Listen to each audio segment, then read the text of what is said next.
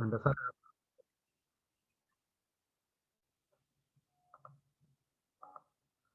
Bien, muy buenas tardes con todos, jóvenes estudiantes.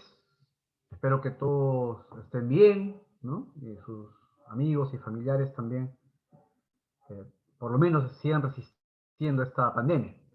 Vamos a continuar con nuestros viernes de conferencias internacionales. Hoy tenemos a un amigo mío, ¿no? Filósofo, profesor, y que otra vez ha tenido la gentileza de acompañarnos aquí en Perú, ¿no? Y más todavía aquí en la Universidad Nacional Mayor de San Marcos. Es el doctor Daniel Panzarelli, filósofo, educador, especialista en filosofía latinoamericana, ¿no?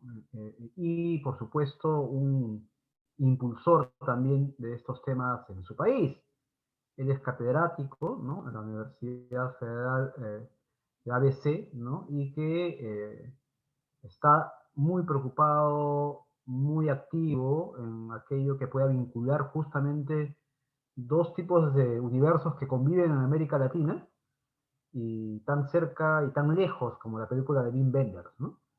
Eh, y es verdad porque el idioma, en vez de ser aquí una forma de comunicarnos, ¿no?, con mayor rapidez, a veces se ha convertido en una barrera. Pero eso no va a ser una razón justamente hoy de diferencia, sino de unión, porque hoy bueno, Daniel nos va a hablar en portuñol, ¿no? Así es que si hubiera algún concepto o algo, simplemente lo escriben y lo vamos aclarando, ¿ya? Entonces, Daniel, muchísimas gracias por estar aquí con nosotros en el curso de Filosofía Latinoamericana en la Universidad Nacional Mayor de San Marcos de Lima, Perú. Daniel, muchísimas gracias. Muchas gracias, Rubén. Buenas tardes, profesor Rubén, a todos los estudiantes. Como ha dicho el profesor, voy a hablar en portuñol. Entonces, desde ya pido disculpas por mis errores. Voy a hablar despacito para que puedan comprender, pero si no comprenden algo, pido que escriban para el profesor Rubén, que yo pueda ayudar con la traducción o que yo repita, para que el idioma no sea una barrera entre nosotros, sino que la proximidad de nuestros idiomas sea una ponte entre nosotros. Es un camino que tenemos que cruzar para esperar la diferencia idiomática y que no sea una barrera, ¿sí?, sino una posibilidad. Yo voy a hablar entonces, como dijo el profesor Rubén, acerca de la filosofía en Brasil, falar un poquito de Brasil para que puedan conocer un tanto más, que no sea solo el fútbol de Brasil, que conozcan. Voy a hablar un poquito de Brasil, un poquito de nuestra historia, un tanto de nuestra filosofía. Cuando for hablar de la filosofía, voy a hablar de la filosofía colonial en Brasil, lo colonial, el pasado histórico de nosotros, pero voy a hablar con más tiempo y más dedicación de la filosofía contemporánea en Brasil, que creo que sea el más importante para que nosotros todos, como estudiantes de filosofía, possamos contribuir com a construção da filosofia e não somente com o estudo do passado. Começo dizendo que há algumas distinções históricas importantes em la colonização portuguesa em Brasil, a colonização que nós sofremos aqui em Brasil. Diferente de la tuya, española, es de Portugal. Hay algunas muy peculiares. Primero, los portugueses llegan a América, llegan en Brasil, no en 1492, como ocurrió con los españoles, con Colombo, y su llegada a América Central, pero en 1500, 8 años después, hay una diferencia de inicio de la llegada de los portugueses y de los españoles. Los españoles entonces llegan 8 años después, pero esto no significa que la colonización comenzó años después, porque desde la llegada de los españoles a América, portugueses y españoles negociaban entre sí un tratado de división territorial, un tratado que fue por la primera vez concedido en año 1493. O sea, antes de la llegada de los portugueses, antes que los portugueses descubriesen Brasil, no descubrieron porque ya sabían que estaban acá, solamente vieron tomar posse. Antes de los portugueses llegarem acá, ya había una negociación y una concesión importante dada por el Papa Alejandro VI, una concesión del derecho de Portugal para colonizar. Entonces, yo digo que Portugal comenzó a planear, a pensar el proceso colonizario antes de la llegada aquí a Brasil. Una segunda diferencia es que en cuanto los españoles encontraran plata y oro muy rápidamente, comenzaron la exploración de la riqueza en América, los portugueses no encontraron en Brasil de pronto oro o otros metales preciosos o otras riquezas. Entonces, no se comenzó una colonización inmediata de los portugueses aquí. Se pasaron 30 años hasta 1530 para que los portugueses comenzasen de fato la colonización. Ellos comenzaron porque hubo una invasión de los holandeses en Brasil. Entonces, había un territorio encontrado por los portugueses, ya había un tratado internacional que separaba la parte de América de Portugal y entre España, pero Portugal no toma posse de fato, no viene a iniciar el proceso de colonización, sino descubre, tiene la posse, pero deja Brasil intocado. E los holandeses inician un proceso de tomada de Brasil, principalmente de norte, nordeste de Brasil. Y diante de esto, los portugueses vienen y se asientan en Brasil para evitar perder su territorio. Entonces, hay una diferencia importante. Son 40, 50 años que demora o inicio efectivo de la colonización de los portugueses en Brasil en relación a los españoles en lo restante de América Latina. 50 años es mucho, que pensamos que desde la llegada de ellos tenemos poco más de 500. Es 10% de tiempo de la llegada. Brasil se queda como si no hubiese un proceso colonial de fato. Pero cuando los portugueses comienzan la colonización, comienzan de manera muy fuerte, con la presencia de los colegios jesuitas. Entonces, también hay ahí una diferencia que el profesor Rubén ha dicho que ya ha hablado con ustedes acerca de esto. No tenemos en Brasil universidades muy antiguas como es San Marco y como son algunas pocas otras universidades tan antiguas en América Latina. En Brasil, nosotros tuvimos colegios jesuitas, que era algo como una educación superior, pero no con la fuerza de una universidad. Es algo como una educación técnica de nível superior, uma educação intermediária entre o nível básico e o nível superior, el pregrado, algo assim.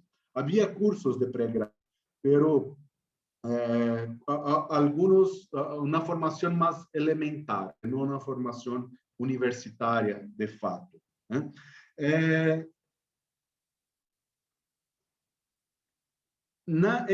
En la historia de Portugal, permaneció más presente una relación muy fuerte, muy cercana entre el imperio y la iglesia. Hay algo en la historia de España que no ha dejado de ser cristiana y católica mayoritariamente, pero la España, talvez por conta de Bartolomé de las Casas, por conta da controvérsia de Valladolid, a Espanha ha se distanciado tanto de la influência tão cercana, tão forte da Igreja sobre o reinado. Em Portugal, não.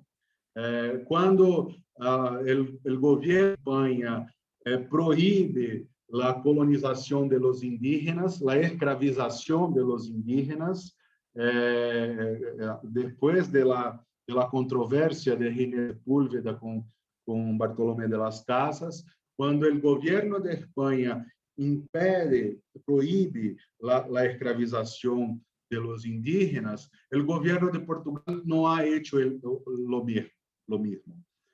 Hay ainda umas décadas para que Portugal pueda ter tomado a mesma medida, pueda ter impedido a matança, a escravização, o assassínio de los indígenas.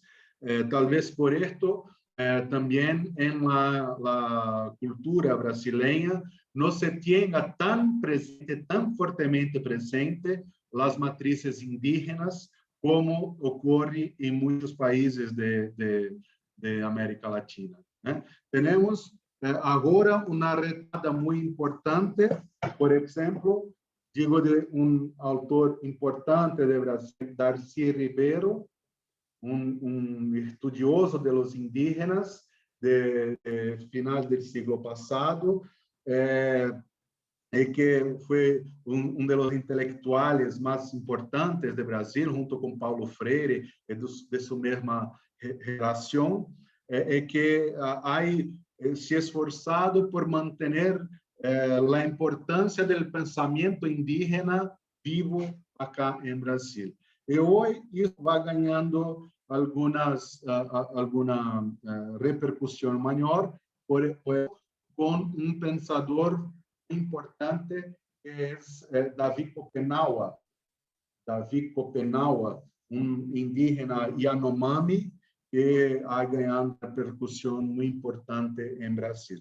Mas estou dizendo isto para dizer que o processo de colonização em Brasil parece ter sido muito cruel, muito duro, muito drástico com os indígenas, de modo que hoje em Brasil nós reconhecemos que há uma matriz indígena importante em nossa formação cultural, pero não há uma presença tão forte de los indígenas que foram tão duramente massacrados historicamente em nosso país, que infelizmente volvem a ser massacrados agora com o presidente atual que temos em Brasil, infelizmente.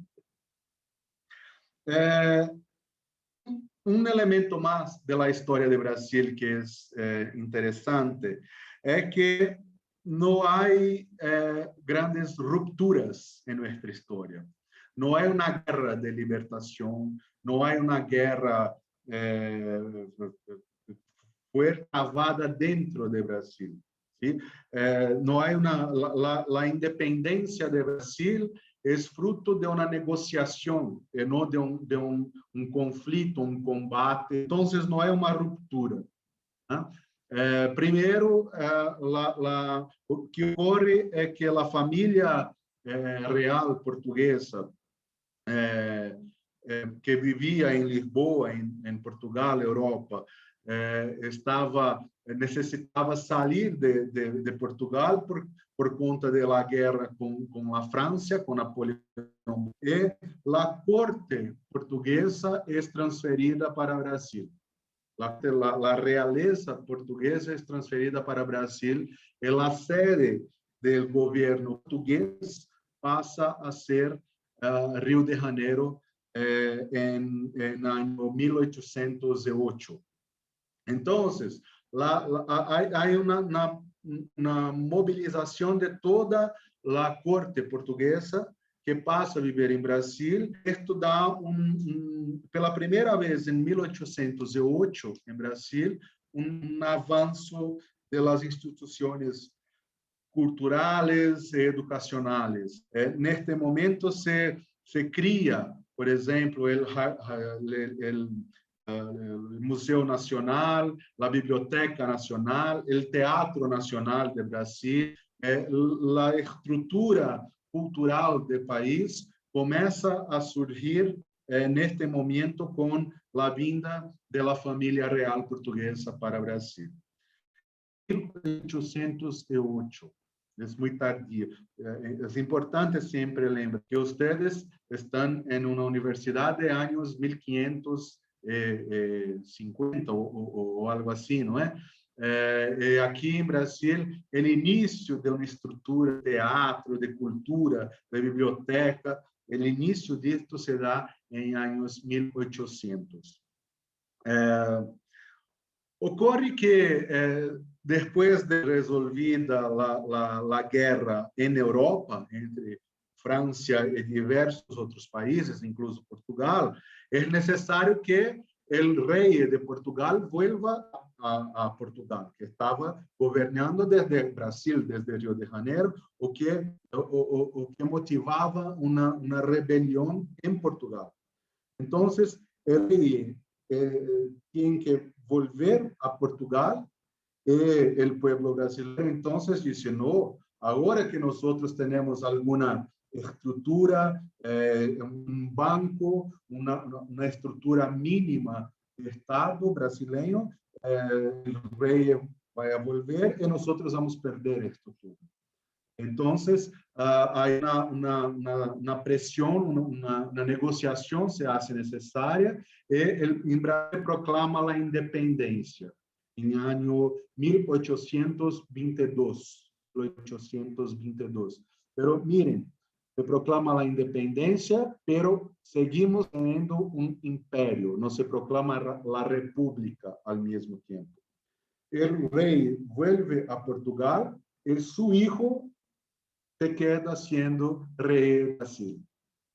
Ou seja, não há ruptura. É a mesma família que comandava o país, sigue comandando o país. E depois se vai formando uma burguesia nacional, uma burguesia brasileira, de campo, de las plantações, de las criações de gado, uma burguesia rural brasileira, e que quando apenas em 1889, se proclama a República de Brasil. Quem se queda em el poder é esta burguesia que estava alinhada com o imperador hasta aquele momento. Então, percebem, há uma passagem de colônia para reinado brasileiro, um processo de independência formal, mas sem romper. Depois se passa do Império Brasileiro para a República Brasileira, também em um processo de continuidade. Então, diferente de muitos outros países da América Latina, se ha criado uma ideia falsa no Brasil, que o povo brasileiro é um povo pacífico, que não é um povo que hace guerra. Isto é uma falácia, porque hemos hecho a guerra contra os indígenas, hemos passado por 400, quase 400 anos de escravidão do povo negro africano. Tenemos en historia del siglo XX en Brasil un periodo grande, un estado de excepción por la Primera Guerra Mundial, por la dictadura, la primera dictadura de Brasil de años 1930, con el presidente Túlio Vargas, ditador. Hemos pasado por la Segunda Guerra Mundial y después por la dictadura militar que se ha espalhado por diversos países de América Latina. Entonces, no se puede decir que es un povo pacífico cuando se pasa del siglo XX más de 75 años en estado de excepción.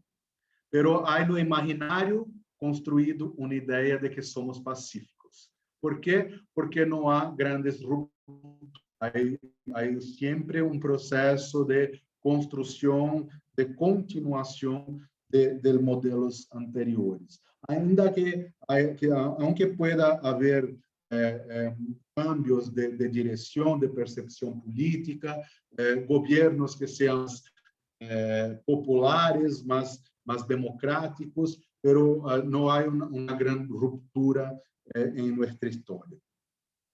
Esto puesto, parar de hablar de historia e começar a falar de filosofia, isto puesto, es importante decir que en Brasil, en nuestra historia, tenemos en lo tiempo de la llegada de los portugueses acá, nosotros tenemos dos grandes paradigmas de filosofía, dos grandes modelos que se espalhan por todo el territorio de Brasil tan grande que es nuestro país.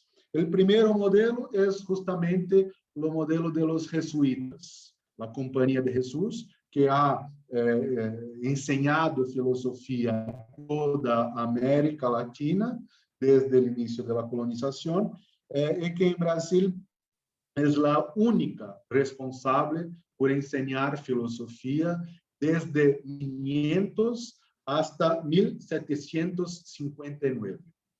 O sea, 200 años, más de 200 años, que el único modelo que nosotros filosofía era el modelo jesuita. Esto es importante para toda América Latina, pero, como decía, en Brasil nosotros no tenemos una historia de ruptura, es decir, ahora vamos cambiar la página de nuestra historia, vamos a comenzar un nuevo modelo. No hay estas rupturas. Entonces, este modelo jesuita ha permanecido por mucho más do que los 200 años que duró oficialmente. Hasta hoy tenemos en Brasil una red de universidades vinculadas a la Iglesia Católica, que es una red de las más productivas en la creación de filosofía. Las difíciles universidades católicas que hay en São Paulo, en Río de Janeiro, Rio Grande do Sul, Paraná, en una ciudad de São Paulo que se llama Campinas, y tantas otras espalhadas pelo Brasil. Es un polo importante de producción de filosofía que permanece ainda hoy como un resultado, aunque indirecto, de tanto tiempo de la dominación jesuita. Pero ustedes deben conocer que el modelo jesuita de enseñanza de filosofía era fundamentada en un documento que era la Ratio Studiorum, que establecía reglas para el profesor de filosofía. Reglas que eran tan fuertemente realizadas en Brasil, porque, repito, no teníamos una universidad de libertad de pensamiento, con una presencia de cultura, de diversas áreas de saber, no, teníamos apenas los colegios jesuitas. Entonces, la Ratio Studiorum era muy más fuerte, muy más poderosa en la construcción de un modelo, de un paradigma de hacer filosofía. Es cuando, en 1750, Cuando Descartes ya había escrito el discurso de método, las meditaciones, cuando se estaba ya en la Revolución Francesa, la creación de los derechos humanos, el avance de toda civilización europea se estaba colocada, en Brasil se seguía exclusivamente con la ratio studiorum, que decía: no se afaste de Aristóteles jamás. No descuerde de Santo Tomás de Aquino siempre que posible. Seguíamos. Mira, es cuestión de una filosofía que, yo digo, es una filosofía en estado de sitio. No sé si hay esa expresión en español, estado de sitio. Una filosofía isolada, en estadio de isolamiento. Quiero decir, es una filosofía que no hablaba más con la realidad brasileña, no hablaba más con las demás ciencias producidas en Brasil, no era una filosofía que hablaba con la filosofía producida en Europa. Hay una cierta arrogância brasileña que me desgusta mucho, yo desgusto mucho de ella, que es una arrogancia que hace con que los filósofos brasileños no quieran hablar con los filósofos de otros países de América Latina, que es un error enorme. Entonces, la filosofía de Brasil no hablaba más con nadie, con ningún otro tipo de pensamiento, nem com a realidade brasileira, nem com as produções teóricas de outras ciências em Brasil ou em outras partes do mundo. Isto é uma característica que se quedou em uma filosofia do Brasil. É uma filosofia que, hasta muito recentemente, hasta o início do século I, diria, é uma filosofia que muito pouco se importou com a realidade histórica e social do Brasil. Este modelo de filosofia, este paradigma de filosofia, solamente vai ser superado, solamente vai ser, de fato, substituído por outro quando se chega em Brasil, finalmente, tão tardiamente, a universidade contemporânea. Esto ocurre solamente en años 1930, 1930, no hace 100 años ainda. El grande modelo, el principal modelo de universidad que surge y que va a se tornar un modelo paradigmático, de fato, es la Universidad de São Paulo, la USP, Universidad del Estado de São Paulo. Hoy es una de las principales universidades de América Latina, donde yo estudié mi doctorado.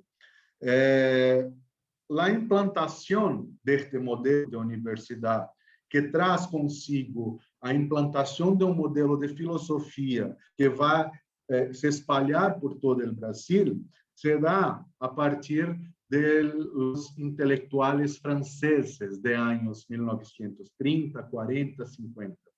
El gobierno del Estado de São Paulo, en Brasil, el Estado es como una provincia, el gobierno de la provincia de São Paulo, en Brasil, que es el responsable por la universidad, ha hecho un acuerdo com universidades, com o governo de França, de modo que a cada 3, 4 anos veniam a Brasil intelectuais franceses que quedavam acá 2, 3, 4 anos, depois volviam à França e veniam a Brasil outros intelectuais. Então, foram os franceses formaram a compreensão contemporânea de filosofia em Brasil, que incluso ensinavam em francês.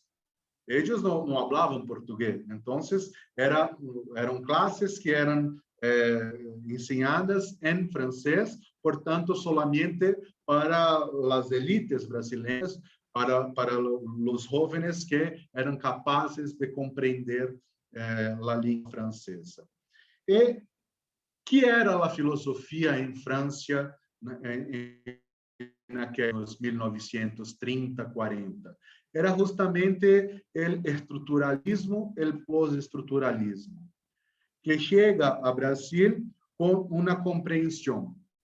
Hacer filosofia é o mesmo que hacer a leitura estrutural de los textos de filosofia. Esta é a principal compreensão de filosofia que se ha implantado em Brasil contemporâneo. Hacer filosofia é o mesmo que hacer a leitura estrutural rigurosa de los textos de filosofia. É exatamente o tipo de pensamento mais criticado por Salazar Bondi. Aquela filosofia que é reproduzida, que são cópias do pensamento europeu. Não há, na produção de filosofia em Brasil, uma autonomia, uma força criadora que tradicionalmente se dialogue, se hable com toda a realidade socio-histórica cultural brasileira. Um autor importante é Juan Cruz Costa, que ha escrito correspondência a Salazar Bondi em anos 1950. E Cruz Costa escreveu uma frase como: em Brasil se aceita incondicionalmente e acriticamente o pensamento europeu. Há uma aceitação do pensamento europeu que chega a ser acrítico, não há crítica. Mas que é a filosofia? Não há crítica. Se não há um processo racional de estabelecimentos de críticas para que se pueda validar, evaluar e validar a presença de uma ideia. Não, é uma aceitação incondicional e acrítica. Isto me parece que é mais um dogma do que uma filosofia. Estamos falando de uma religião e não de uma filosofia. A filosofia se hace com a crítica. Este é o modelo. Eu digo sempre que há uma confusão extrema em la produção filosófica brasileira. Se confunde estudar filosofia com produzir filosofia. Claro que para produzir filosofia eu tenho que estudar filosofia. Eu preciso conhecer a tradição filosófica de todas as partes do mundo, de Europa, de América Latina, de África, de Ásia, a produção filosófica indígena, pré-colombiana e tal. Todo este conhecimento é importantíssimo, pero é preciso que estudar os autores principais da filosofia seja uma etapa, uma parte do processo, para que depois nós possamos escrever nossa própria filosofia. Cada um de vocês, cada um de nós. Nenhum autor importante que estudamos em as classes de filosofia se tornaram importantes porque conheceram bem a obra de outros filósofos. Não. Eles conheceram a obra, mas escreveram sobre. Não sei como se passa em Peru atualmente, mas em Brasil não se dá este segundo passo. Toda a formação filosófica é para que conheçamos, escrevamos acerca de los autores de Kant, de Hegel, de Heidegger, de Hannah Arendt, de Foucault. Os estudantes são chamados a escrever acerca de estes filósofos. Pero los estudiantes no son llamados a escribir sus propias ideas, crear sus propios conceptos, aunque sea a partir de la lectura que tengan feito de otros. Yo creo que esta es una característica muy marcante de la filosofía en Brasil en el siglo XX. Junto con esto, es importante decir que es verdad, como yo he dicho, que se tardó mucho la llegada de la universidad en Brasil, pero después de la llegada del inicio de la universidad en Brasil, en años 1930, hay una expansión enorme de universidad. Hoy nosotros tenemos algo como 50, creo, algo como 50 cursos de posgrado en filosofía en Brasil. Y todos estos, o casi todos estos, tienen como modelo, como paradigma, el paradigma de la universidad contemporánea desde la Universidad de São Paulo. Entonces, cuando yo digo que son dos paradigmas que se tornaron muy fuertes en todo el territorio de Brasil, estoy diciendo de esto. Hoy, en casi cualquier universidad donde se va a estudiar filosofía, se sigue un mismo modelo, que es este modelo de la lectura estructural de la filosofía. Para que tengan idea, hay una asociación nacional de posgrado en filosofía en Brasil, que promueve uno de los mayores, más grandes encuentros de filosofía. Cada 2 años tenemos el Encuentro Nacional del ANPOF, donde se presentan cerca de 2.500 trabajos de filosofía. Sí, absolutamente todos hablan acerca de un aspecto del pensamiento de un autor o autora, casi todos europeos o de Estados Unidos. Esto lleva muchos autores también de Brasil a establecer una crítica de la propia filosofía brasileña. Una crítica, un autor como esto, que es profesor de la Universidad de Paulo Arantes, un profesor catedrático de la Facultad de Filosofía de la Universidad de São Paulo, que ha escrito, que ha sido estudiante, alumno de Cruz Costa, que en años 1970 ha escrito esta idea de que la Universidad de São Paulo es como un departamento francés de ultramar. Es como si fuese un departamento francés que tiver herencia no el Brasil, sino el gobierno de Francia. Esto permanece.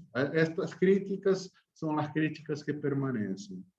Yo decía que solamente en la llegada del siglo XX se comienza a cambiar esta formulación de la filosofía brasileña. Y digo esto, se comienza a cambiar. La mayor parte, la mayoría de los estudiantes de filosofía, los pesquisadores de filosofía, siguen este mismo modelo de leer y discutir algún aspecto de la filosofía, de la obra de algún autor. Esto es mayoritariamente lo que se hace como filosofía en Brasil. Pero hay algunas diferencias, como por ejemplo, aquí Roberto Gómez, que ha escrito La crítica de la ración Tupiniquim.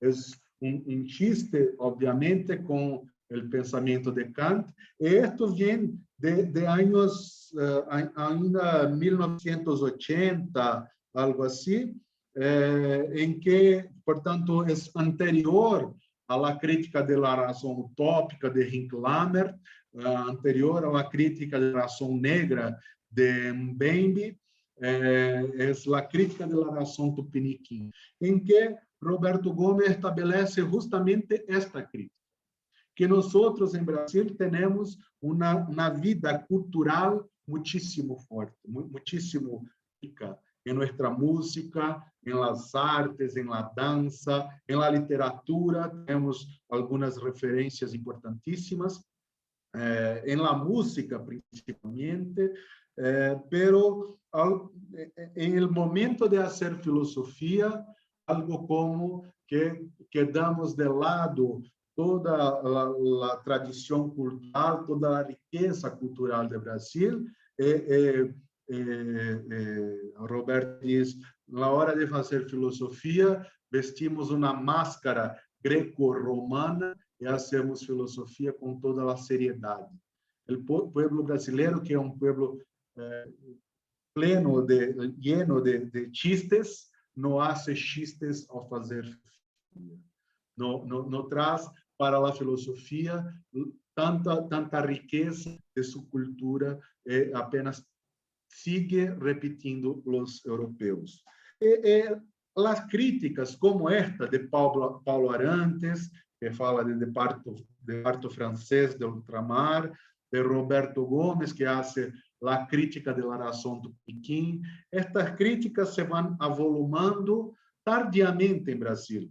Eu creio que estas críticas são similares àquela que foi feita por Salazar Bondi em 1968. Em Brasil, isto vai ser em anos 80, 1980, 90, e solamente mais tardiamente, agora em cerca de ano 2000, 2010, começam a surgir manifestações filosóficas que eu considero que são mais autênticas, mais conectadas com a realidade brasileira. Começa a surgir filosofia com aquela que Leopoldo Sea ha escrito em seu livro em resposta a Salazar Bondi, quando diz: a filosofia há que responder a problemas originados em uma determinada realidade. E quais são os traços desta filosofia? E creio que isto é algo importante porque pode ser objeto de la discussão entre os estudantes de filosofia de Peru, os estudantes de filosofia de Brasil e de toda a América Latina. Em Brasil, eu creio que há algumas frentes, alguns caminhos muito interessantes que ha tomado a filosofia nestes últimos anos.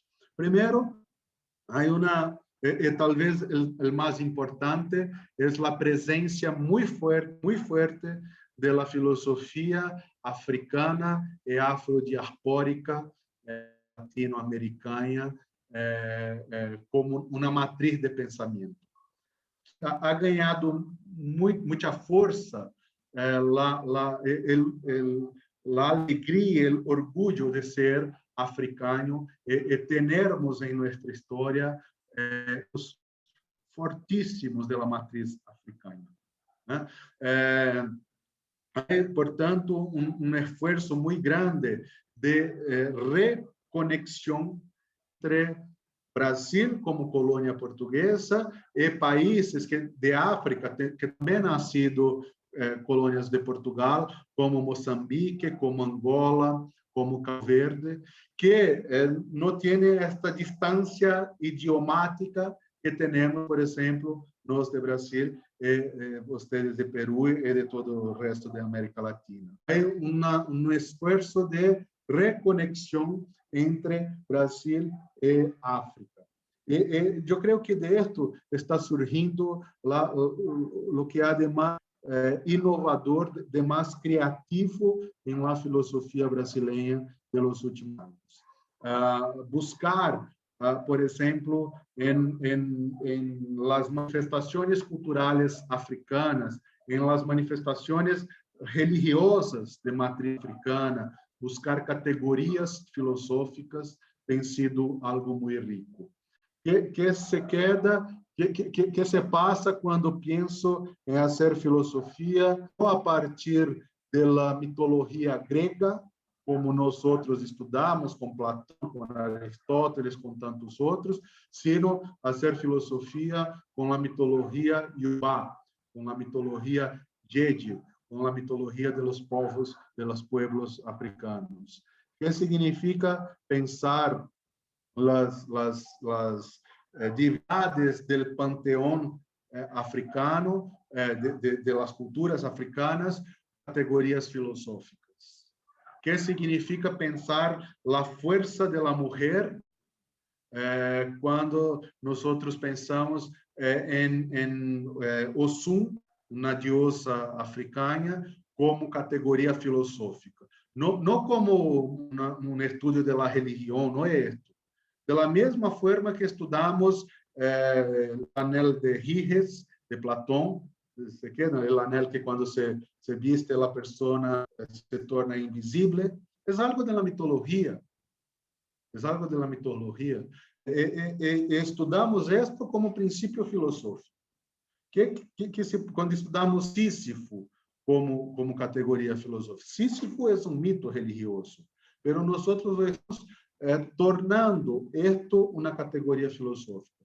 Em Brasil temos um movimento muito interessante que ha produzido filosofia desde outras categorias.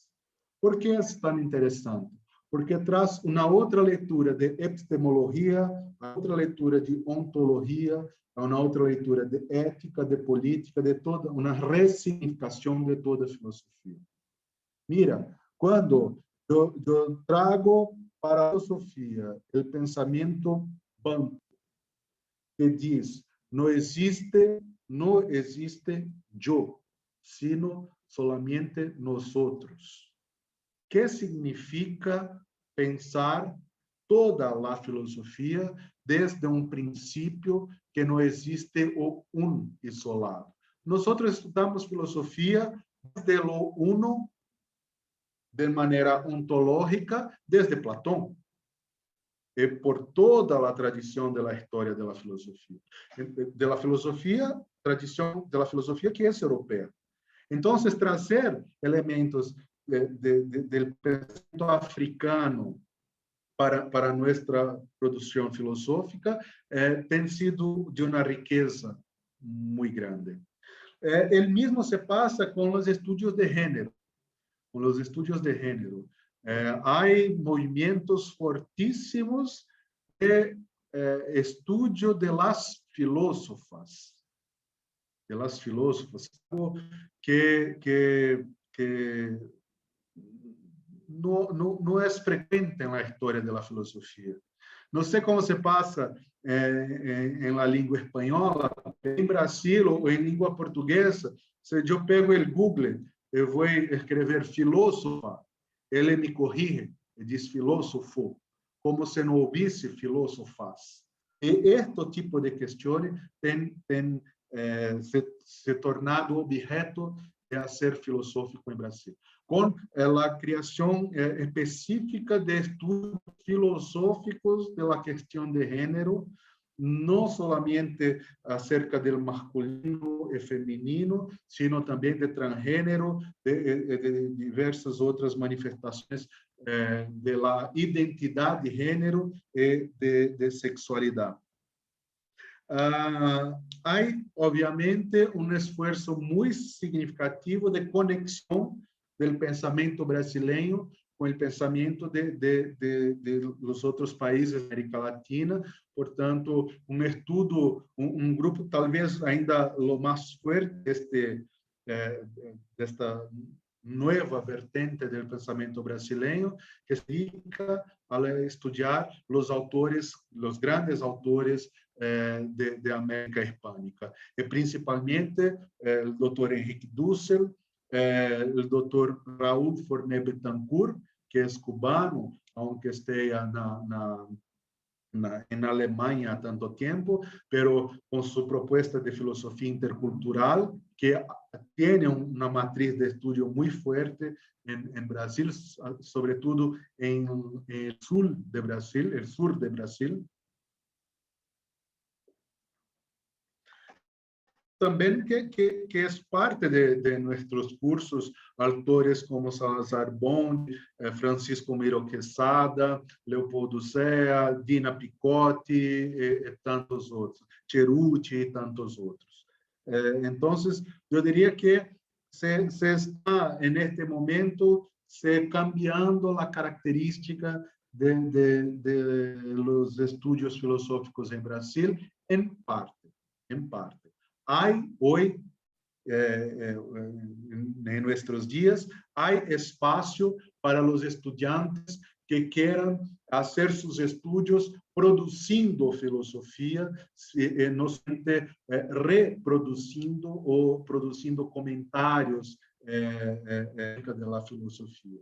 Hay algún espacio en diversas universidades brasileñas, pero refuerzo que esto es, a mi ver, al mismo tiempo, el movimiento más impactante de la filosofía de Brasil, el movimiento más promisor, porque de este movimiento, de este encuentro, de esta influencia de culturas diferentes, puede surgir pensamientos inovadores, Brasil, pero quantitativamente, em termos de quantidade, não é o que está mais presente em Brasil. O que sigue mais presente é o modelo da reprodução da filosofia. Termino dizendo duas coisas. Creio que o Brasil tem uma contribuição muito importante que pode ser dada à produção filosófica de Latinoamérica e do mundo. É justamente o fato de, em nossa formação histórica e cultural, nós em Brasil sempre miramos demais para a Europa. É algo que se diz normalmente e que é verdade, eu creio que é verdade, que em Brasil normalmente se está de cara para a Europa e de costas para a América Latina. Se está sempre mirando a Europa. É parte de nossa formação cultural. Pero há presença importantíssima de África, do pensamento, da cultura, de las manifestações diversas de África, que são constitutivas do ser brasileiro hoje. E estamos, de outro lado, acerquita de los países de América Latina, del pensamento castelhano e, sobretudo, do pensamento ameríndio original. Não há tantas comunidades indígenas ainda hoje presentes em Brasil, pero há uma proximidade muito grande de nós com ustedes, de la Academia Hispanoamericana e também com os pueblos indígenas originais.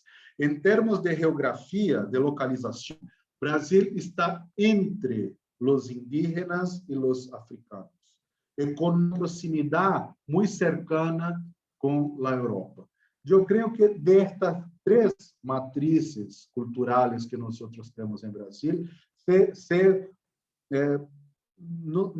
nos colocarmos a hacer filosofia considerando com a mesma relevância estas três matrizes culturais, eu creio que o Brasil tem condições de oferecer uma contribuição muito especial à discussão filosófica da América Latina e de todos os outros. Esta é uma questão. Eu sou entusiasta da filosofia brasileira porque vejo acá potencial enorme que não ha sido hasta agora desenvolvido.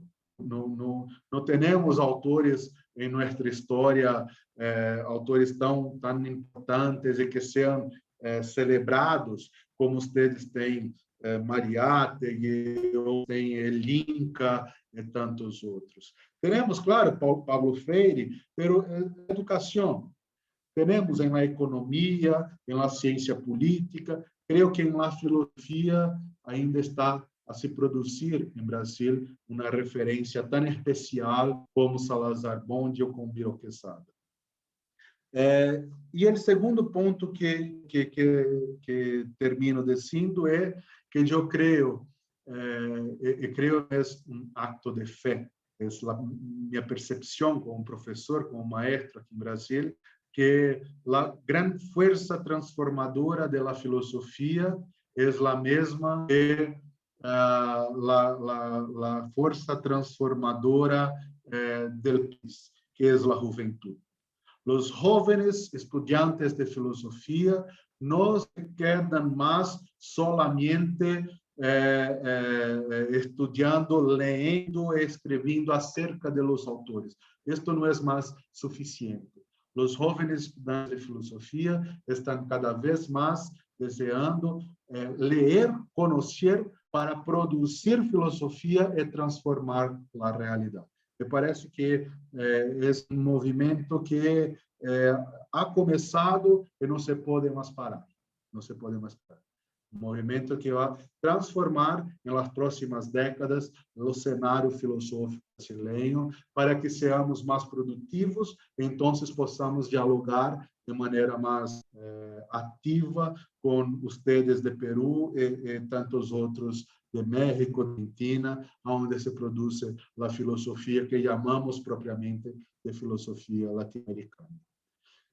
Professor Rubem, muitíssimo grato por la invitação.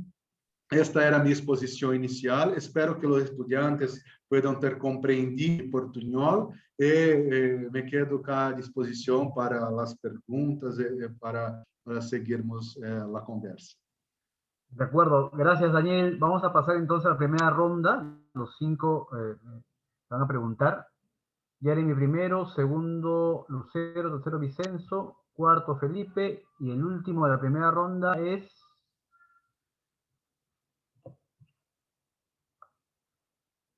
Ok, acaba la primera ronda con Felipe. Jeremy, Lucero, Vicenzo y Felipe, vamos a hacer las preguntas en conjunto para que Daniel las conteste después todas en conjunto también. Entonces empezamos con Jeremy. Ok, muy buenas tardes, profesor Quirós, profesor Daniel, muy agradable la ponencia y muy también nutritiva para todo digamos, pensamiento, ¿no? También latinoamericano. Me ha dejado sobre todo esta especie de duda y sobre todo, creo, cuestión de posibilidad de una filosofía brasileña que tome como, digamos, como matriz sus variantes o, digamos, sus raíces indígenas, africanas y europeas, de alguna manera, ¿no? Y cómo, digamos, esta diversidad podría, digamos, posibilitar una reflexión que permita la transformación de la realidad, ¿no? Que se circunscribe en el Brasil, ¿no? Claro, con las dificultades que esto sucede. Mi pregunta iba dirigida al papel de, digamos, de la historia, porque, o sea, si es que se quiere, digamos, empezar una reflexión acerca de ideas, por ejemplo, de las tradiciones africanas, se tiene que conocer esas tradiciones. Entonces, ¿cuál sería el papel, cómo se torna en Brasil el papel de la historia de sus propias tradiciones? Es decir, estos prejuicios quizás estructuralistas, postestructuralistas, que tienden quizá a notar más a la tradición francesa, incluso quizás hasta su propia literatura, no lo sé, ¿no? Cómo se puede, digamos, enlazar y tejer una serie de reflexiones a partir también de la literatura, digamos, con influencia africana en Brasil, con las expresiones musicales, con todo este bagaje cultural que tiene, ¿no? Y que, como usted ha señalado, es tiene muchos nutrientes, ¿no? Para poder explotarlo y dar un pensamiento, digamos, que contribuya a la filosofía latinoamericana. Esa sería mi primera cuestión. Lucero, gracias Jeremy. Lucero. Sí, profesor, buenos días. Bueno, buenas tardes. Sí, yo tenía dos preguntas. Primero sobre, me llamó mucho la atención el hecho de que Brasil esté un poco separada, por así decirlo, de los demás autores en Latinoamérica. Y mi pregunta iba dirigida al hecho de que cuando ya por fin, por así decirlo, hubo ya una conversación con los demás autores en Latinoamérica, se sumaron un poco a la discusión sobre el problema si es que realmente había una filosofía aquí o todavía como que se mantuvieron un poco al margen. Eso sería uno. Y segundo, era mencionó un poco sobre las mujeres dentro de filosofía en sí. Si es que, ¿cuándo fue el momento en el que las mujeres comenzaron a incursionar en las universidades y sobre todo de filosofía, y cuál fue el contexto en el que comenzaron a ingresar, por así decirlo? Muchas gracias. Disculpe, Rubén, yo no comprendí muy bien la primera cuestión. Si puede me ayudar con... Es mi limitación de comprensión de idioma, disculpe. La primera está ligado, si tú recuerdas la filosofía, según lo planteado por Salazar Bondi y Leopoldo Sea, si existía una filosofía en América Latina, ¿no? Lo mismo pasa, la pregunta de Lucero va por ese sentido, se ha interpretado bien, ¿no? Que si la misma situación, si existe una filosofía brasilera, porque al parecer el modelamiento, digamos, es muy europeo, ¿no? Vicente.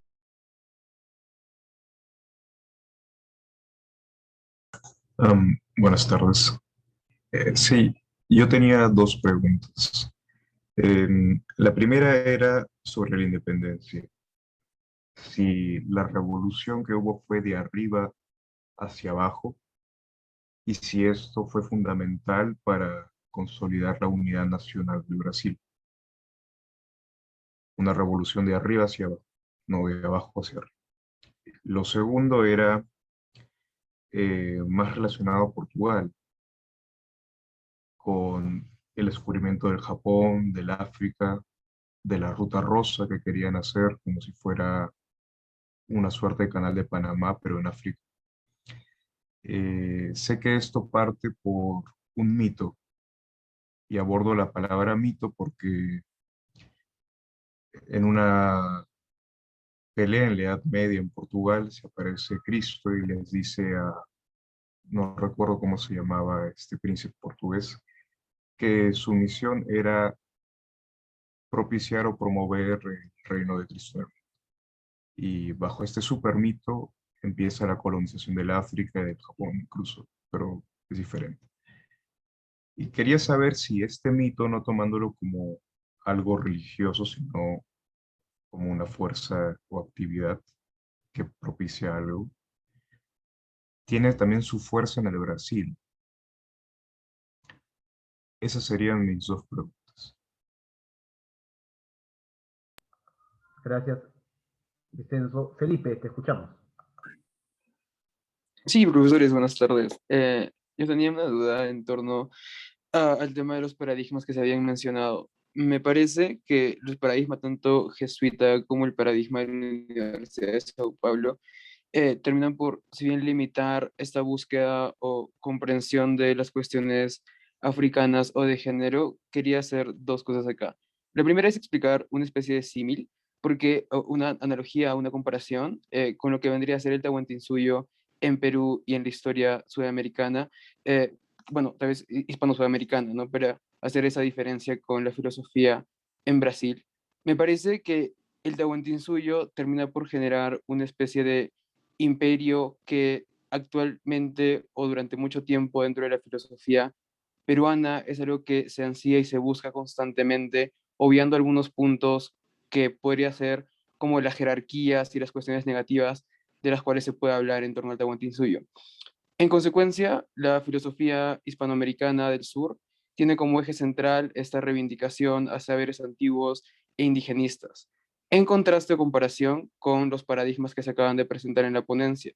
Entiendo entonces que la propuesta que usted tiene, doctor, es en torno a hacer una filosofía desde esos tres ejes culturales que había planteado, pues África, Europa y Brasil, reivindicando cuestiones como la diáspora africana y el género, trayendo nuevamente la presencia de indígenas o de las corrientes indigenistas dentro de la filosofía brasileña. Mi pregunta entonces es si no considera que ese sustancialismo detrás de buscar una filosofía decolonial o de la liberación que tienda a independizarse de Europa cae en el vicio de evitar que los filósofos entren en la conversación que usted mismo reclamaba que no había existido con filósofos latinoamericanos.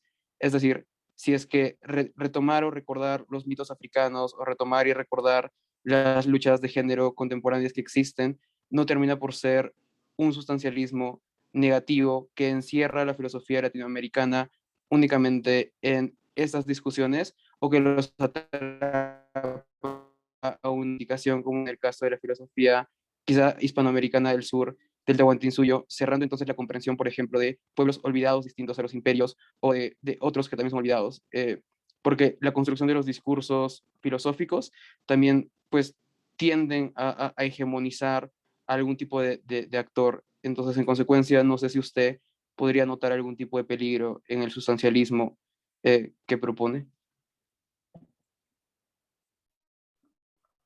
Gracias, Felipe. Muy bien, hasta ahí Daniel.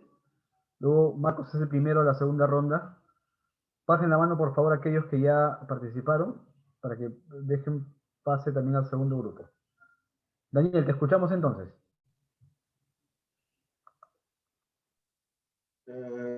Bom, gracias por las preguntas. Voy a intentar responder a todas, ver se consigo. Primero,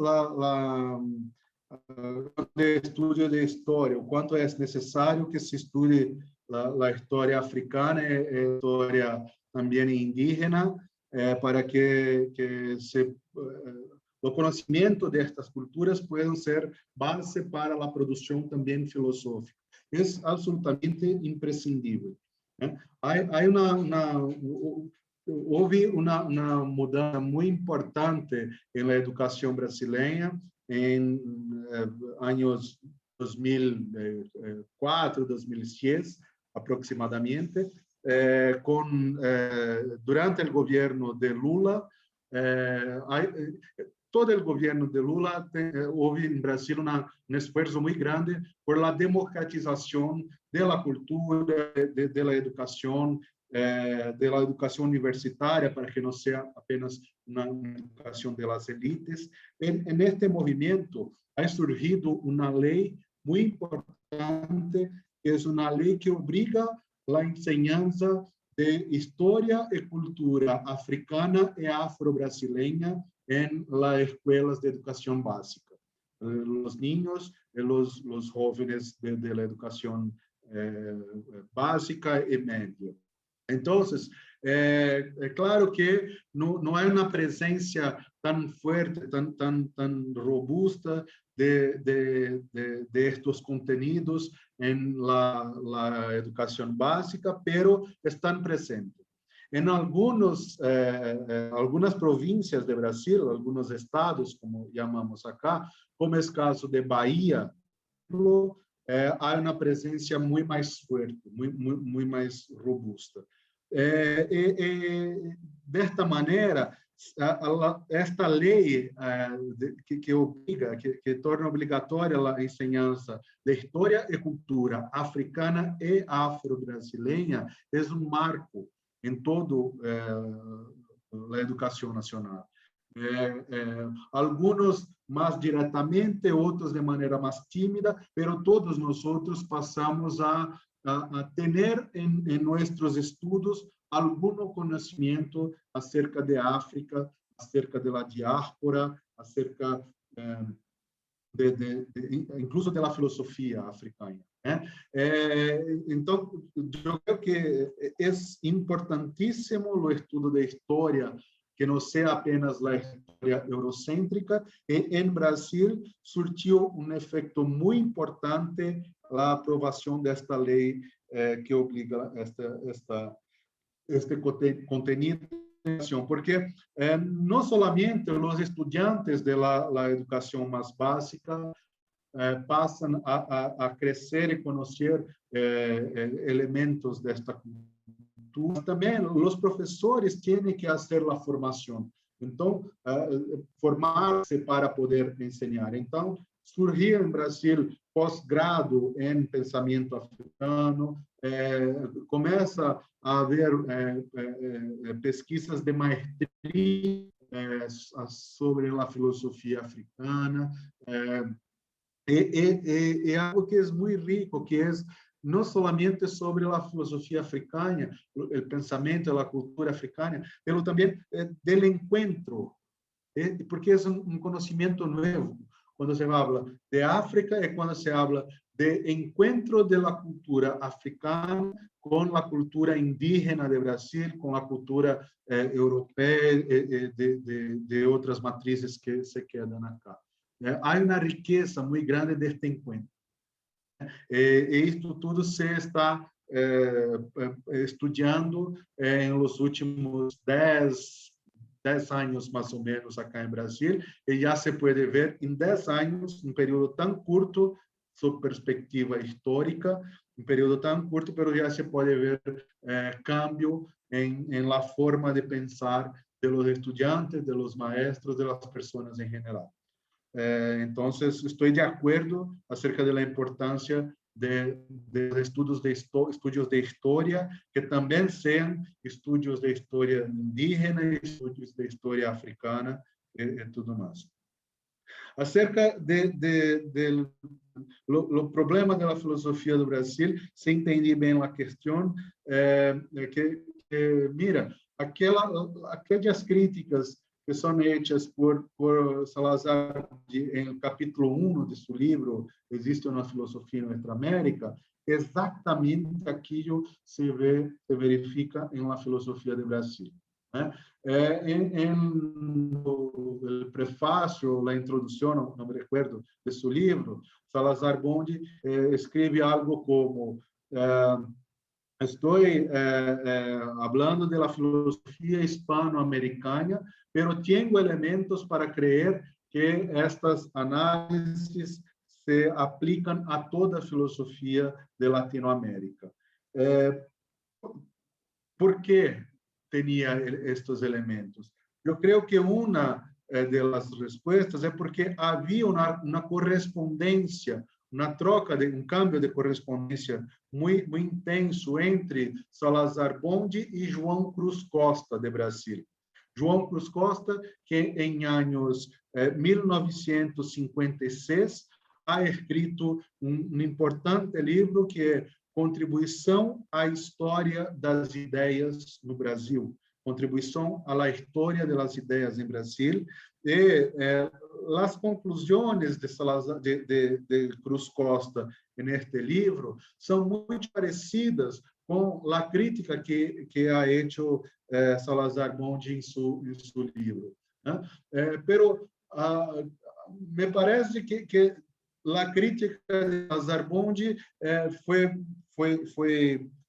houve repercussão, ha hecho movimentar toda uma rede de filósofos que passa por filósofos de México como Leopoldo Sea, se sente provocado por Salazar Bonde e escreve sua resposta, sea a importante chamada nova geração de filósofos de Argentina, com Ceruti, com Dussel, com Gina Picotti. Me parece que a obra de Salazar Bonde ha provocado a ser filosófico mais autêntico em toda a América Hispânica. E a obra de Cruz Costa não ha tenido o mesmo efeito no Brasil. Então, eu creio que o problema da filosofia brasileira é não ter se sentido provocada por Cruz Costa e nem por Salazar Bonde. Estamos agora, para que se tenha ideia, estamos agora traduzindo por la primeira vez para português a obra de Salazar Bonde, Existe uma Filosofia em Nuestra América. Não há uma tradução, há uma tradução que não foi impressa e não ha tido grande circulação, que um médico ha traduzido para os estudantes. Agora estamos por la primeira vez fazendo a tradução para tentar publicar o livro de Salazar Bonde em português, ajudando, então, a superar a limitação de nossa filosofia.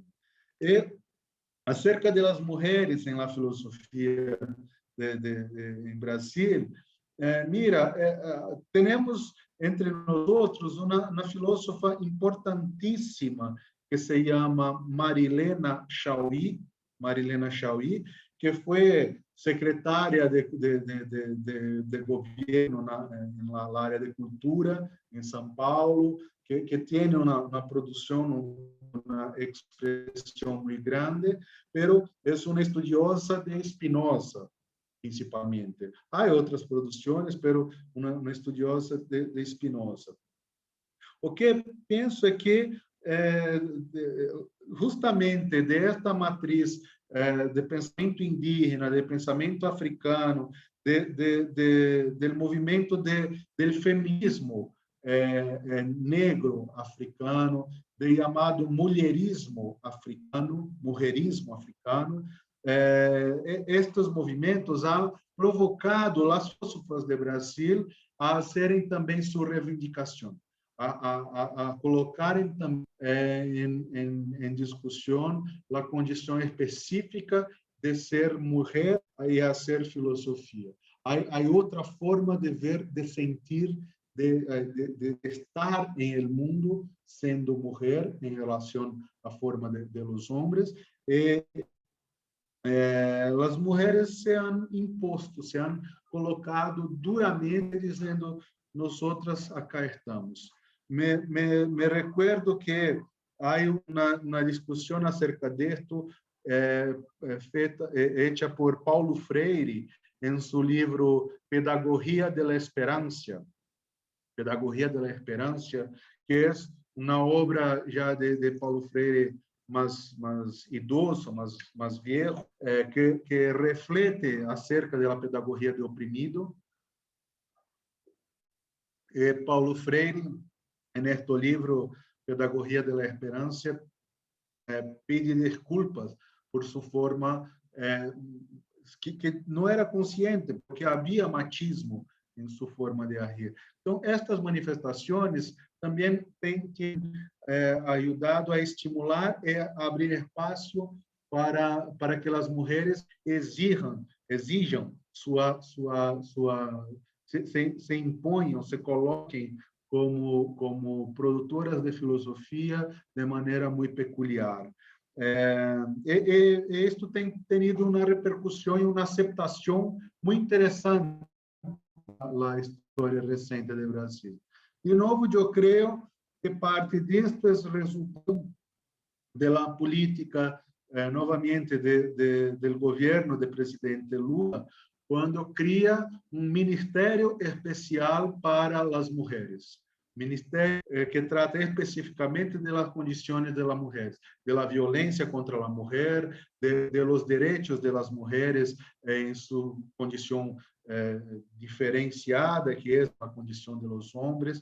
Isto tudo impulsiona em todo o Brasil a discussão de gênero e há uma espécie de desdobramento na filosofia de toda a discussão que se ha gerado em Brasil. Creio que é movimento tanto parecido com o movimento que ocorreu recentemente em Chile, quando a Assembleia Constituinte ha elegido uma maioria de mulheres. É movimento que creio que é parecido. É movimento social de toda a sociedade brasileira que se repete em la produção de filosofia. Acerca do processo de independência do Brasil e da identidade nacional, mira, a independência não foi marco que conferiu, que estabeleceu em Brasil uma identidade nacional. Creio que há dois muito importantes para pensar isto. Primeiro, em Brasil se implantou um idioma único. Em toda a extensão do Brasil se implantou um idioma único. Este idioma não era o português, a língua portuguesa. Era um idioma misto, uma mistura do português com as línguas e com a matriz africana. Um idioma que se chamava Nhagatu ou Ingatu. Nhagatu ou Ingatu. as duas formas. E alguns estudiosos desta em Brasil la chamam de língua general, língua general. Então, o primeiro elemento fundamental para que se pudesse estabelecer o Brasil como Estado único foi a implantação de uma língua única, pero era uma língua única em que havia concessões. Havia concessões do colonizador português, porque havia muitos elementos da língua portuguesa, pero não era tudo. E havia elementos, se aceitava elementos muito fortes da língua indígena, das línguas indígenas, especialmente do tupi e do guarani, que eram dos matrizes linguísticas indígenas muito grandes, muito espalhadas pelo Brasil, e elementos da língua de los africanos, de los pueblos trazidos por la escravização de África. Esto incluso esto es el motivo de la língua portuguesa que nosotros hablamos en Brasil ser tan diferente de la língua portuguesa que se habla en Portugal o en Moçambique o en Angola o en otros países. ¿No? Nuestra língua portuguesa tem hasta hoy elementos de pronunciação de matriz indígena. Então, este foi o primeiro elemento importantíssimo de identidade nacional em Brasil. E o segundo, que é estudado por Darcy Ribeiro, um antropólogo importantíssimo do Brasil, já falecido, que escreveu algo muito belo, que dizia, quando tudo estava pronto em Brasil, tornasse uma nova Portugal, que teria algo como ocorre em Estados Unidos, com New York, New Jersey, ou seja, novas construções igual às velhas construções de Europa, né? Nova York, que é porque há York em Inglaterra, New Jersey, porque há Jersey em Inglaterra. Quando estava pronto para ocorrer o mesmo em Brasil, ocorre que a presença da cultura africana já era tão forte, tão presente, que ela não se submeteu às ideias do colonizador português. E a cultura indígena, as culturas indígenas, que foram tão sofridas, tão sacradas, ainda estavam presentes de uma maneira que também não sumiram. Então, diz Darcy Ribeiro, que da presença portuguesa, do fato de também se fazerem presente a força contra, como um movimento de resistência, se fazerem presentes as culturas africanas e indígenas, isto ha sido a característica da cultura brasileira. Então, Darcy Ribeiro argumenta escreve que a identidade brasileira está justamente na junção e na mistura de estas matrizes diferentes. Por fim, a preocupação muito interessante de Felipe acerca de certo substancialismo, se buscar esta substância do africano, do indígena, não pode ser algo negativo e que prejudique de maneira tanto dogmática, talvez, o estudo das culturas e das contribuições e das filosofias do pensamento africano e indígena. Pero eu compreendo que não se trata de tentar estabelecer de maneira puramente acadêmica e intelectual o que é o africano, o que é a cultura africana, o que é o brasileiro, não, o que é o indígena, não, porque a academia como esta que nós estamos é algo de matriz fundamentalmente europea. Então, se eu quero falar com as mais importantes representações da cultura africana, não me vou a uma universidade e sua biblioteca para pesquisar acerca de África. Não, nós acá estamos falando, por exemplo, com mestres de capoeira, com mestres de jongo, de dança, de samba, com mestres da cultura popular, como chamamos acá. Então, lideranças de los quilombos, lideranças quilombolas, lideranças de pueblos de resistência da cultura africana, que se mantêm com suas tradições, com seus valores. E quando eu vou falar com um mestre de capoeira, eu não vou ensinar de filosofia, sino eu vou falar, ou escuchar e vou falar.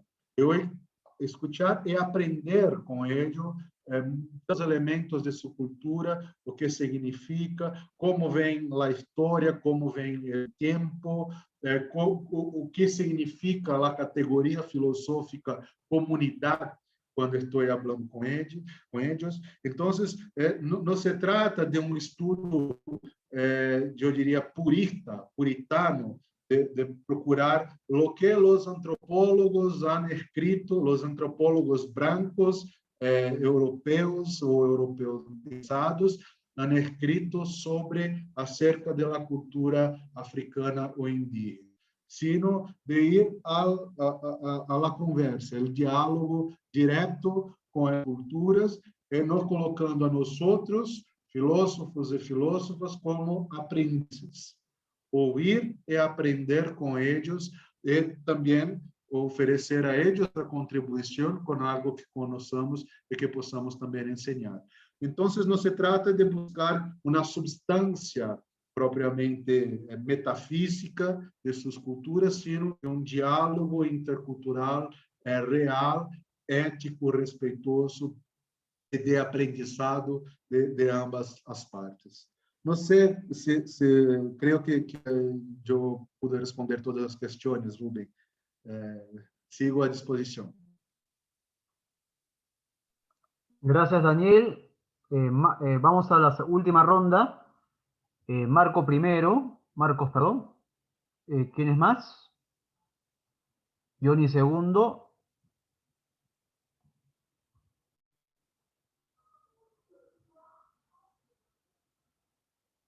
Bien, entonces con Marcos y Johnny culminamos la ronda. Marcos y Johnny los escuchamos en ese orden. Sí, buenas tardes, profesor Rubén, profesor Daniel. Dos cuestiones solamente. Primero, algo que es sorprendente, inclusive ahora escuchando también la conferencia del profesor Daniel, señala, por ejemplo, de lo un poco tardío que surge la universidad en Brasil. Sin embargo, una de las quizás mejores universidades de Latinoamérica y que hay mayor desarrollo en tecnología se encuentra en Brasil. Y una de las universidades también quizás con mayor población estudiantil que existen dentro de toda América Latina. A diferencia, por supuesto, y también con franqueza habría que señalarlo, de las universidades en el Perú, que en la cuestión técnica inclusive es bastante limitado, ¿no? A pesar de los años de fundación que ha tenido, por ejemplo, San Marcos, es todavía en ese aspecto no tan avanzado o no esté, digamos, a la par inclusive con Brasil. ¿En qué sentido podría influir en este caso esa virtud, entre comillas lo digo, no sé en qué sentido habría que tomarlo, del desarrollo de la tecnología y cómo este influiría en la filosofía, ¿no?, de Brasil? Eso es la primera pregunta que hago aquí. La segunda es con respecto al marxismo dentro del pensamiento filosófico allá en Brasil. En el Perú hablar de marxismo es pues hablar de Mariátegui, y de hecho si es que hay cierta lectura de Mariátegui allá en Brasil, por supuesto quizás podría haber sido por Mariátegui, o qué otro autor, digamos, de esa tendencia se conoce en Brasil como referencia. Nada más esas dos preguntas, profesor Daniel, muchas gracias.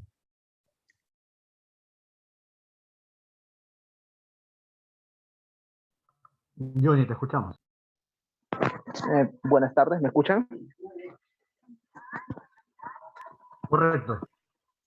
Ya, sí, mi pregunta era sobre la filosofía brasileña con respecto a si hay alguna relación con el movimiento antropofágico liderado por Oswald de Andrade en los años de 1930, porque él tiene una tesis llamada La crisis de la filosofía mesiánica. Y en ese texto, bueno, en esa tesis de Oswald de Andrade, él divide la historia en, bueno, justamente hablando del feminismo y todo eso, con respecto al matriarcado y patriarcado.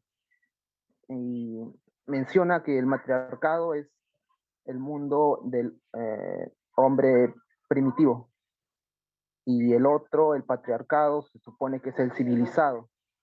Y él, además, Oswald de Andrade, con su movimiento antropofágico, tiene una frase, un manifiesto donde hay una frase donde menciona el to be or not to be. Y hace una alusión allí a lo que viene a ser la frase de Shakespeare, ¿no? Que es ser o no ser.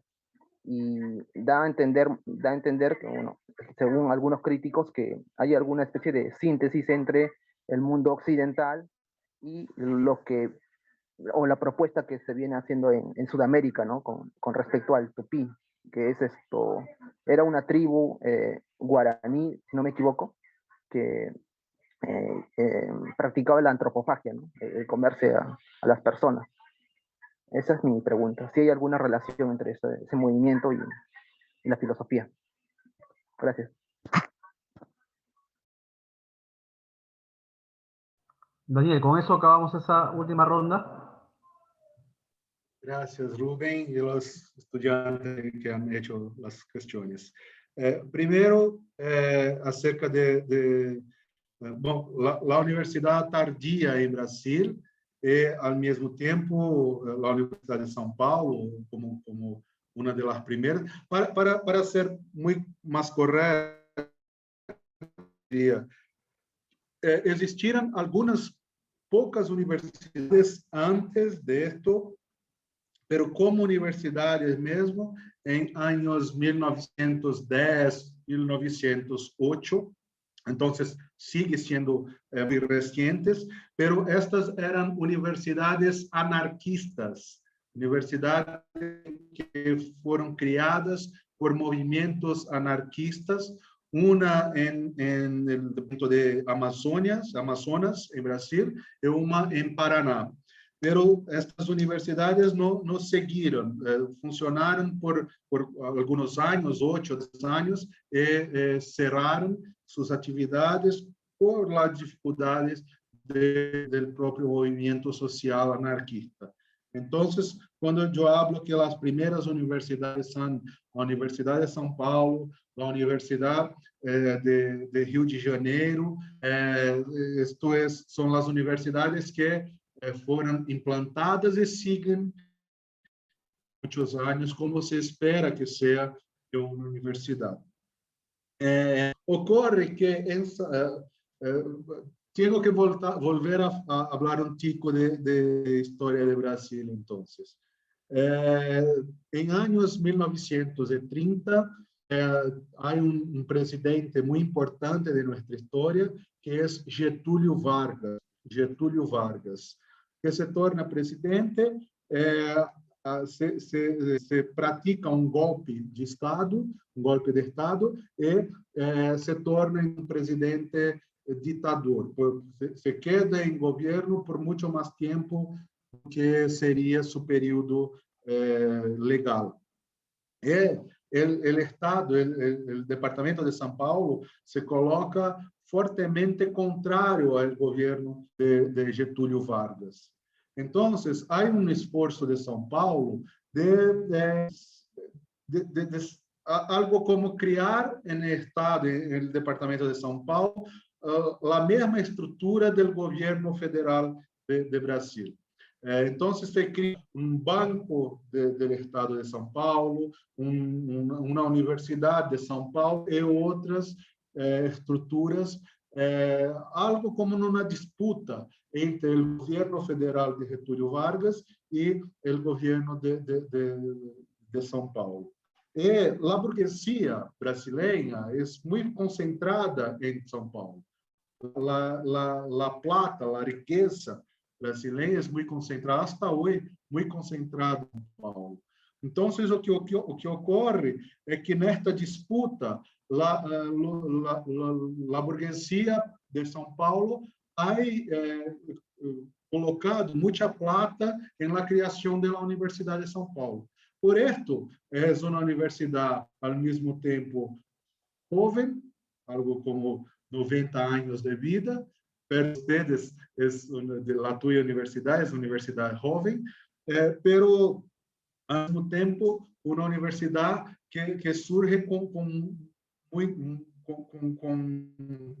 poder econômico, com poder econômico muito grande, e por isso se desenvolve, se desenvolve muito rapidamente, com grande potencial.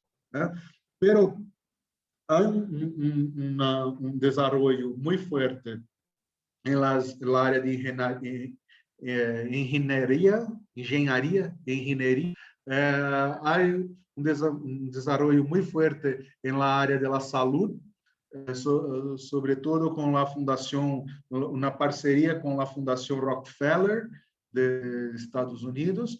Estas áreas, o desenvolvimento tecnológico é muito forte na Universidade de São Paulo.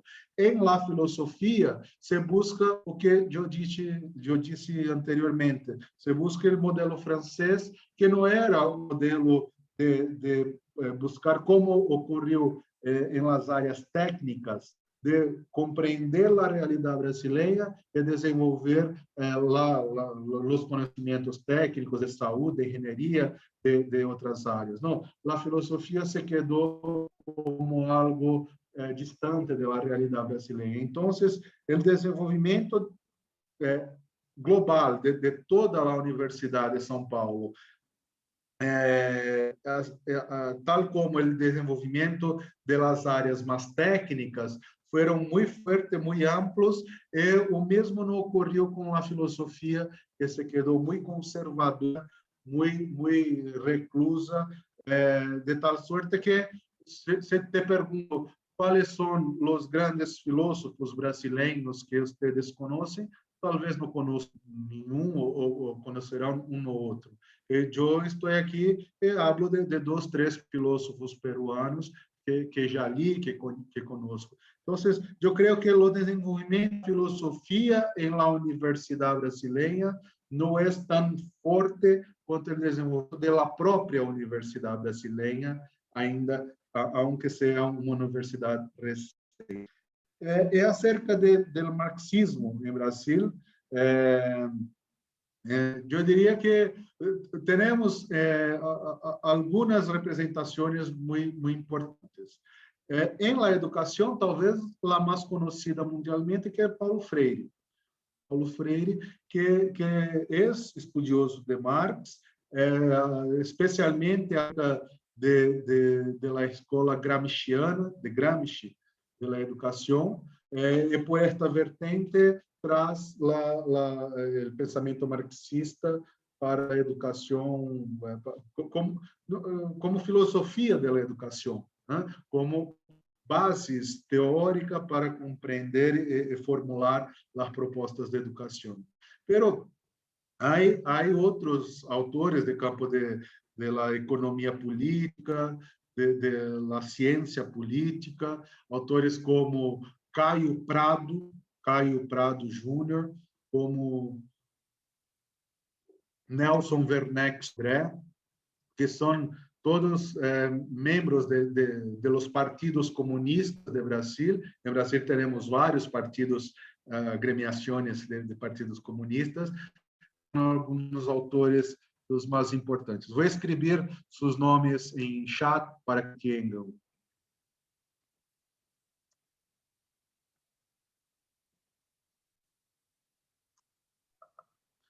Apenas algumas das referências.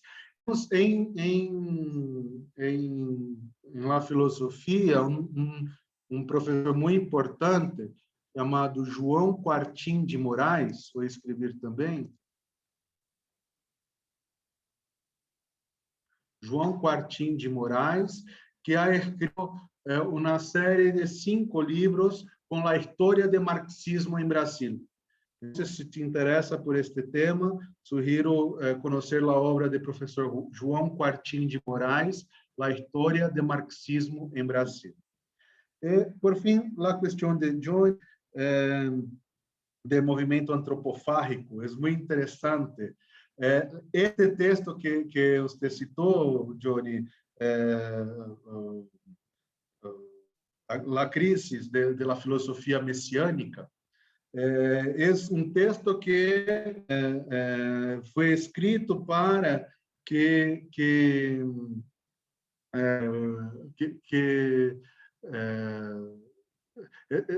era uma prova para que ele pudesse se tornar professor de filosofia em la Universidade de São Paulo.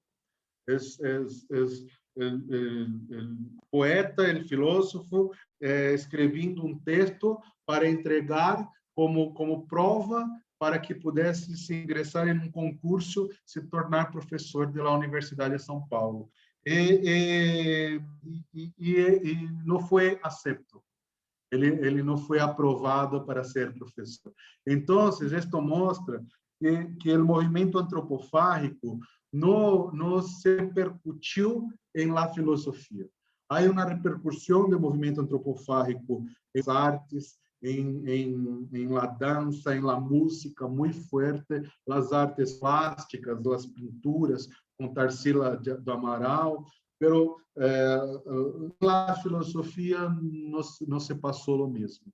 Algo como o que Roberto Gomes, pela crítica da Razão Tupiniquim, a filosofia brasileira passa à parte, passa de lado, passa a largo de toda esta riqueza cultural que se produzia em Brasil, inclusive incluso em el movimento antropofágico com Mário de Andrade e outros filósofos. Então, não repercutiu. Eu creio que algo muito malo que se passou com nossa filosofia.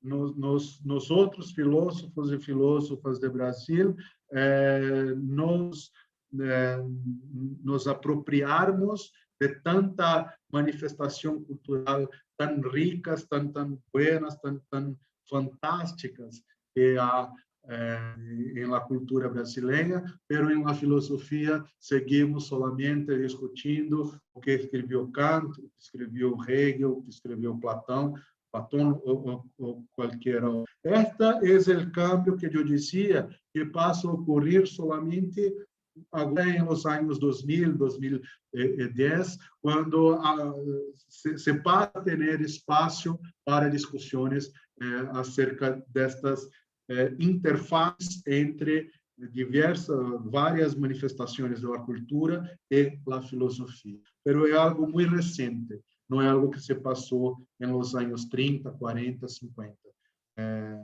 Temos muito o que produzir ainda em filosofia em Brasil. Esto, Rubén.